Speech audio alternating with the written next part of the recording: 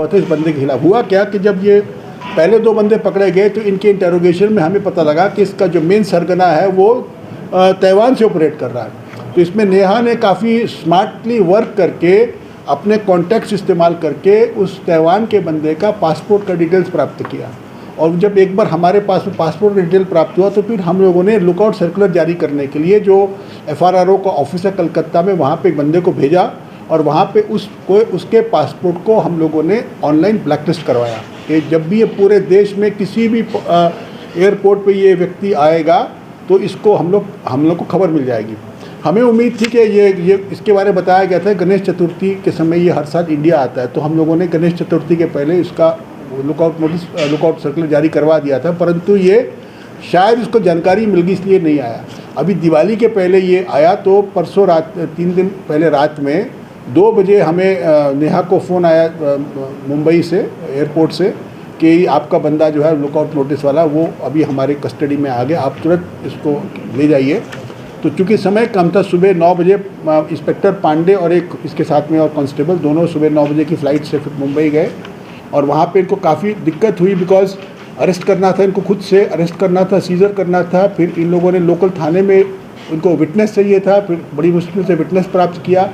फिर इनको वहाँ पे लोकल कोर्ट में प्रोड्यूस किया। फिर वहाँ पर उसके वकील ने काफ़ी अपोज़ किया कि भाई इनको आप ट्रांजिट रिमांड पर मत छोड़िए, इनको आप बेल दे दीजिए, परंतु उनकी वकील की बात को रिजेक्ट किया गया और फिर इसको ट्रांजिट रिमांड पर लेकर के फिर ब्यूरो ऑफ सिविल एविएशन से परमिशन प्राप्त करके इसको हवाई जहाज़ के माध्यम से इसको रांची लाया गया है। अभी इसकी इंटरोगेशन चल रही है, पूछताछ हम लोग कर रहे हैं। हम लोग इसके मोबाइल फ़ोन से जितने डिजिटल फुटप्रिंट्स हैं उनको निकालने का प्रयास कर रहे हैं और अगर हम लोग कोशिश करेंगे कि जितने भी इसकी जो ये ऑनलाइन इसने वॉलेट्स बना रखी है क्रिप्टो करेंसी की, सबको या तो फ्रीज़ कर लें या उसको हम लोग कर लें, वापस ले लें। और एक और चीज़ बता दूँ, उनकी प्रारंभिक जांच से हमें लग रहा है कि ऐसा लगता है कि टेलीग्राम पर कुछ चैनल्स हैं जहां पर अकाउंट्स की खरीद फरोख्त हो रही है, मतलब कि लोग जो है वो फर्जी अकाउंट बना करके लोगों को बेच रहे हैं, ऐसा लगता है हमारे को भी जो प्रिलिमिनरी आ रहा है।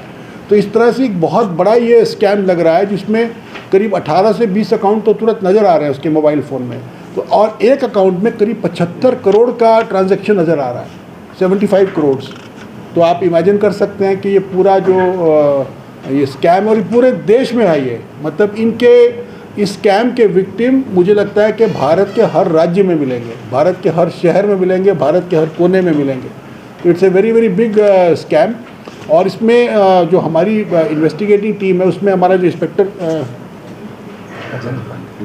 Gajendra Pandey he has done commendable job. जो पहले 2 ये और DSP नेहा, इन दोनों के मेहनत से ये पूरा केस सक्सेस हुआ है। पांडे जो है ये पहले गया था महाराष्ट्र और इसने पहले उन 2 लड़कों को पकड़ा जो पहले इन्वॉल्व थे।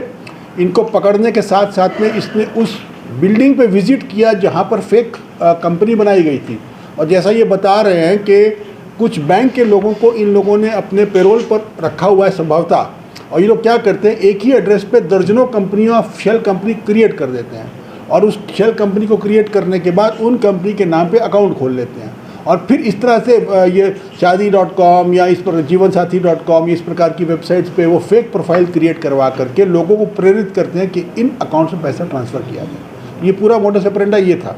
अभी जो ये 33 लाख में से हमने ऑलरेडी करीब 95 लाख का जो फ्रॉड हुआ उसमें 67 लाख को we have been able to freeze. तो जिन अकाउंट तो ये एक 1930 हेल्पलाइन जो कि भारत सरकार के सहयोग से हम लोग भी चला रहे हैं, मैं उन्हीं के उसमें, तो ये एक उसका सीधा फ़ायदा है जहाँ पे विक्टिम ओरिएंटेड पुलिसिंग हम लोग कर रहे हैं और हम लोग कोशिश कर रहे हैं कि जो विक्टिम अगर 1930 पे कंप्लेंट डालता है तो उसका पैसा फ्रीज़ हो जाए। इनफैक्ट मैं आज इस मीडिया इंटरेक्शन के माध्यम से आप लोगों से ये भी अनुरोध करना चाहता हूँ कि आप लोग हमारे 1930 हेल्पलाइन को ज़्यादा से ज़्यादा प्रसारित कीजिए ताकि आम नागरिक अगर वो साइबर क्राइम का खास करके फाइनेंशियल फ्रॉड का विक्टिम अगर वो बन जाता है तो वो तत्काल तुरंत 1930 पे कॉल करके जिस अकाउंट में उसका पैसा गलत रूप से गया उसको कम से कम फ्रीज़ करवा सके। ये बातें मुझे रखनी थी। इसके अलावा हम लोगों ने एक छोटा सा डेमो भी रखा है आप लोगों के लिए, प्रतिबिंब आप